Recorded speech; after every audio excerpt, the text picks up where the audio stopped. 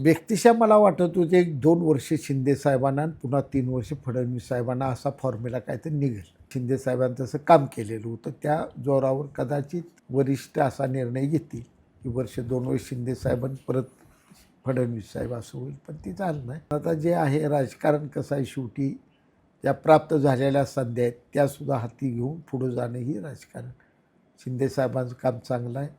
आज जरी मुख्यमंत्री पदावर नसले तरी त्यांच्याकडे बघायचा दृष्टिकोन महाराष्ट्राचा, फडणवीस आणि शिंदेसाहेब, अजितदादा ह्या तिघालाही नेते समजून राज्याची जनता चाललेली आहे.